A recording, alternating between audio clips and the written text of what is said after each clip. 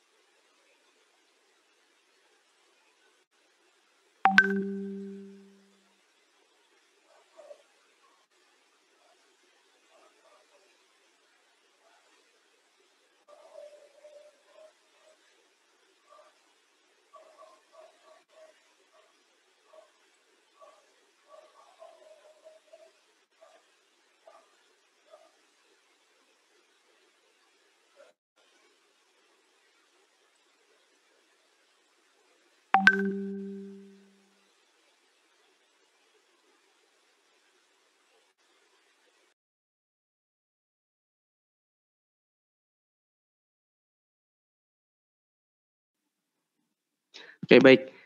Itu saya share di WhatsApp group ya. Dalam bentuk picture. Jadi tadi yang di laptop saya leave saja supaya tidak bergema. Sekali lagi mungkin angkanya ada sedikit beda dengan yang tadi, tapi pada intinya yang penting kita tahu cara menghitungnya. Oke, tadi sampai nomor 8 untuk payment kepada debt holders ya, simply kita mengkurangkan free cash flow dari dividend paid. Kemudian yang nomor 9 ya. Nomor 9 ini minta tolong sambil dibuka ya. Tadi foto yang saya share di grup ya, karena ini saya beralih ke HP dan jadi susah untuk share screen. Ya, supaya nggak bergema, tadi saya yang di laptop saya leave. Cost of debt after tax-nya sudah ditentukan 8%, kemudian opening debt balance-nya atau beginning balance-nya, saldo awalnya tinggal mengambil dari saldo akhir tahun sebelumnya. Cost of debt-nya berarti tinggal mengalihkan 8% dari opening debt balance ya. Sedangkan saldo akhir dari debt itu adalah openingnya, saldo awalnya ditambah dengan cost of debt-nya, interest-nya dikurangi dengan yang nomor 8 ya. Payment kepada debt holders, sehingga kemudian kita mendapatkan saldo akhir dari debt. Leverage-nya tadi dari saldo akhir debt dibagi dengan NOE, net operating asset. Kemudian comprehensive income dan ekuitas, mudah ya untuk ekuitas. Sekali lagi ada 2 cara di situ, tapi angkanya mestinya sama. Oke, sampai sini ada pertanyaan? Izin bertanya, Pak. Ya. Kalau nanti ada soal kayak gini, persentasenya itu kan average. Nah itu kan nggak mungkin pas kayak misal 1%, 3%, 1% itu. Nah itu pakai koma-koma atau dibulatkan? Sebaiknya dibulatkan. Atau mungkin bisa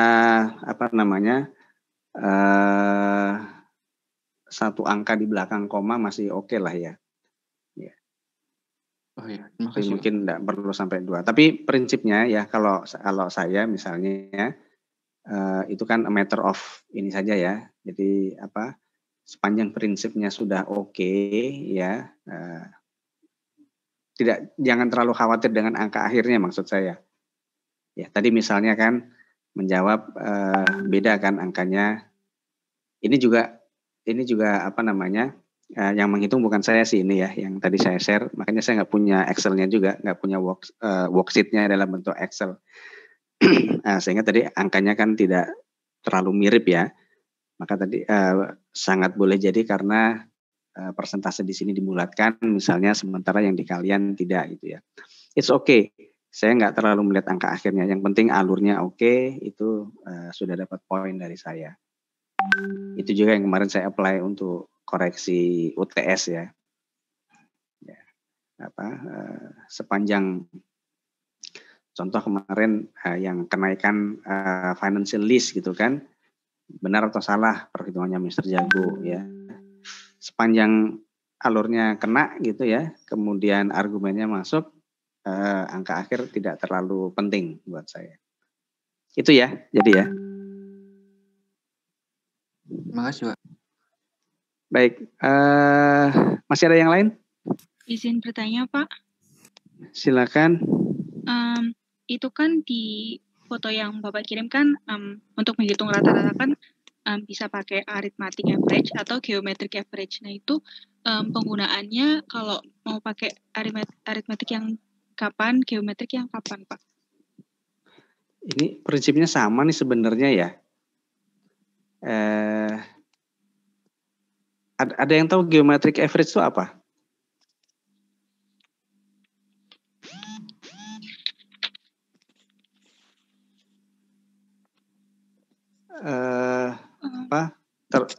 Iya? Saya taunya yang dulu untuk menghitung expected return pas manajemen keuangan kan, Pak. Itu kalau geometrik itu untuk menghitung periode. Kalau yang aritmatik itu untuk menghitung tahun depan. Dalam konteks ini sama nih. Yang penting average-nya saja. Gitu. Berarti nggak perlu pakai geometrik atau aritmatik. Yang penting rata-ratanya gitu udah benar ya, Pak? Iya. Maka tadi malah lebih dari itu ya. Lebih dari itu yang tadi saya sampaikan. Even kalau Anda punya, tapi ini saya bicara dalam konteks ini ya, dalam konteks bukan konteks mengerjakan soal ujian ya, maksudnya dalam praktek analisis yang sebenarnya ya. Even Anda tidak menggunakan rata-rata 3 tahun terakhir misalnya, tapi menggunakan rate last year, tahun terakhir. Jadi dalam konteks ini misalnya untuk forecast-nya pakai 7%, bukan 8%. 8% kan rata-rata dari yang tahun sebelumnya. 7%, kita mesti pakai 7%. Sepanjang Anda punya argumen yang kuat untuk itu, it's okay gitu ya. Namanya saja forecasting gitu kan. Forecasting itu tidak ada yang benar dan salah, tapi tepat dan kurang tepat gitu. Jadi maksud saya, even Anda tidak menggunakan average, bahkan misalnya Anda tidak pakai average ya, diperboleh it's fine gitu maksudnya, tidak ada masalah sepanjang tadi memang landasannya kuat begitu. Itu dalam konteks analisis laporan keuangan secara umum ya, secara praktek ya. Namun dalam konteks mengerjakan ujian atau mengerjakan soal ya, average saja sudah cukup ya. Jadi tidak karena pada prinsipnya ini kan sama kan, kita mencari pattern dari pertumbuhan sales, ETO, kemudian profit margin dan sebagainya. Itu mungkin jawaban saya. Ya baik Pak, terima kasih Pak. Oke. Jadi ya maksud saya it's okay begitu ya untuk concern dengan ujian begitu ya. Sehingga tadi kalau di ujian tuh harusnya bagaimana sih aritmatik atau geometrik gitu ya. Tapi kalau dengan saya ya, saya lebih cenderung mendekatkan saja dengan kebutuhan praktek gitu ya. Sehingga tadi pendekatan saya ya, misalnya kalau saya boleh jelaskan, termasuk ketika yang saya pakai dalam kemarin mengoreksi kemarin ya, itu tidak terlalu saklek dengan angka akhir misalnya harus persis plek gitu, enggak, sepanjang alurnya dapat, argumennya dapat, Anda dapat poin di situ. Di sini juga average, arithmetic, geometrik ya, atau average saja, termasuk tadi misalnya mau bereksperimen menggunakan other than average ya, sepanjang ada argumentasinya gitu ya. Tapi untuk keperluan ujian tentu saja kita ikuti saja instruksinya. Maksudnya nilai ujian mungkin penting gitu ya, tapi don't worry too much lah ya. Yang penting Anda selesai dengan semester ini, selesai dengan ALK itu nggak hanya dapat nilai poin, tapi juga dapat insight, dapat skill, dapat capability ya untuk melakukan analisis. Baik, ada lagi? Kalau ada lagi mungkin satu saja, in case masih ada yang mau ditanyakan atau diskusikan. Izin bertanya, Pak. Ya, silakan.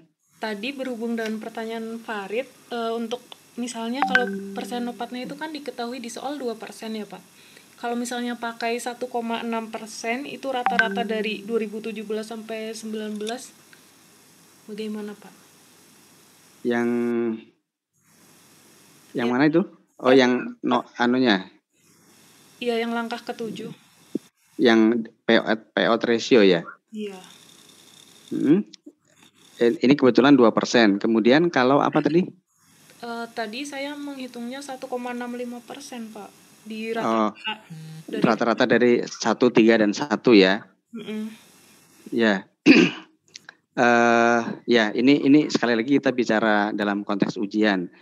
Kalau ujian ya ikuti saja instruksinya. Kalau misalnya sudah 2%. Tapi kalau misalnya tidak, berarti kita menghitung dari tren misalnya ya. Ketemunya misalnya 1,6 sekian tadi. Kalau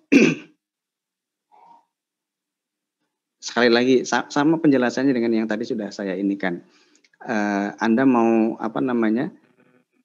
kalau mau simple dibulatkan menjadi 2%. Jadi tidak ada angka di belakang koma gitu ya.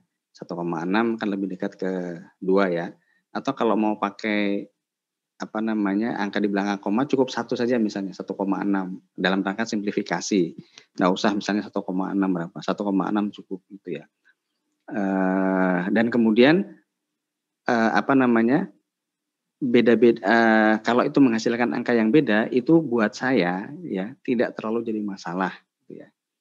Ini kalau case-nya persentase nopatnya tidak diinstruksikan ya dalam soal ya. Anda menghitung sendiri kemudian ketemunya 1,6. Anda mau pakai 1,6 atau 2%, it's okay ya. Nggak ada masalah gitu ya. Kalau saya dan kan nanti kalau ujian kan yang mengoreksi untuk kelas ini kan saya gitu ya. Itu mungkin Mbak ya. Iya Pak. Jadi kalaupun pakai lebih detail cukup 1 angka di belakang koma saja 1,6. Beda sih tapi mungkin bedanya masih bisa diterima. Oke, baik, mudah-mudahan jelas ya. Untuk forecasting ini relatif mudah ya, tinggal mungkin tadi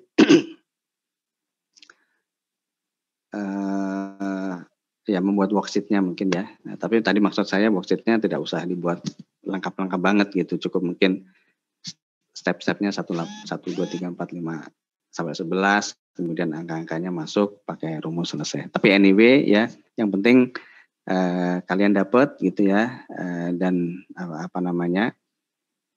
minggu depan kita bisa lanjut ke valuation. Itu mungkin kalau tidak ada hal lain mungkin bisa kita cukupkan. Masih ada minggu depan, masih ada besok ya, ada coblosan. Pada nyoblos nggak ini? Enggak ada pemilihan. Ada yang? Nggak bisa Pak, domisilinya beda. Oh enggak. Oh KTP-nya beda sama ini? Iya Pak, KTP-nya Bandung tapi saya di Bali. Oh oke. Yeah. Kalau saya kebetulan ini posisi di rumah ini di Semarang. Besok saya ke Jakarta. Kalau di Semarang itu cuma satu calon, kayak satu calon, jadi lawannya kotak kosong itu. Dan oleh karena itu mungkin saya tidak menggunakan hak pilih saya daripada ada risiko terekspos sama orang-orang ya. Nggak ngaruh juga maksud saya. Tapi ini saya bukan ngajak ini ya. Kalau Anda di kota Anda ada pemilihan dan calonnya lebih dari satu, ya silahkan digunakan hak pilihnya. Tapi pakai protokol kesehatan lah, ya jangan sampai ini. Ini meskipun vaksin sudah datang ya, tapi tren kenaikan COVID-nya juga perlu menjadi concern. Oke. Terima kasih. Ya, kita jumpa lagi minggu depan ya. Selamat malam. Assalamualaikum warahmatullahi wabarakatuh. Terima kasih Pak. Waalaikumsalam. Terima kasih Pak. Terima kasih, Pak.